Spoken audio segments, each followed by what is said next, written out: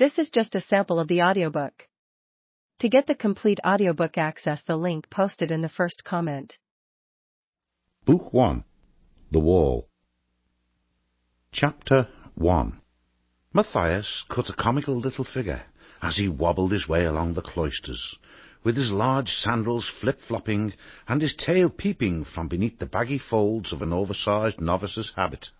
He paused to gaze upwards at the cloudless blue sky and tripped over the enormous sandals. Hazelnuts scattered out upon the grass from the rush basket he was carrying. Unable to stop, he went tumbling cowl over tail. Bump! The young mouse squeaked in dismay. He rubbed tenderly at his damp snub nose, while slowly taking stock of where he had landed, directly at the feet of Abbot Mortimer.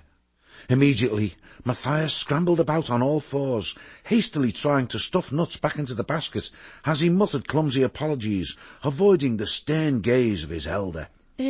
Sorry, Father Abbot. I tripped, you see. Trod on my abbot, Father Habit. Oh dear, The Father Abbot blinked solemnly over the top of his glasses. Matthias again. What a young buffoon of a mouse! Only the other day he had singed old Brother Methuselah's whiskers while lighting candles. The elder's stern expression softened. He watched the little novice rolling about on the grass, grappling with large armfuls of the smooth hazelnuts, which constantly seemed to escape his grasp. Shaking his old grey head, yet trying to hide a smile, Abbot Mortimer bent and helped to gather up the fallen nuts. "Oh, Matthias, Matthias, my son, when will you learn to take life a little slower, to walk with dignity and humility?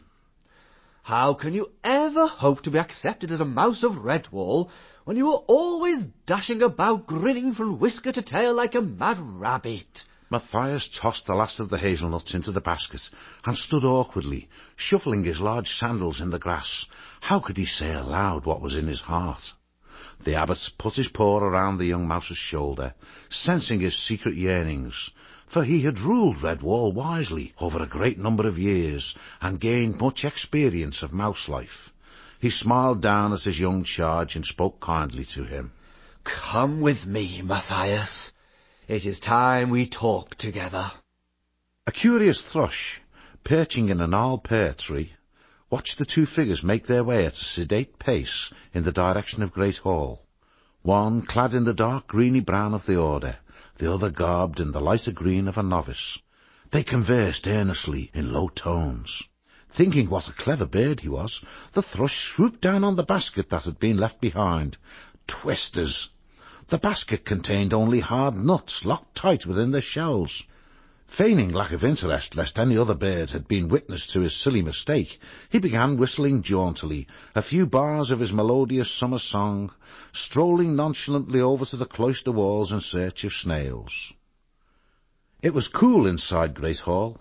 Sunlight flooded down in slanting rainbow-hued shafts from the high, narrow, stained glass windows. A million coloured dust motes danced and swirled as the two mice trod the ancient stone floor. The Father Abbot halted in front of the wall, on which hung a long tapestry. This was the pride and joy of Redwall. The oldest part had been woven by the founders of the abbey, but each successive generation had added to it.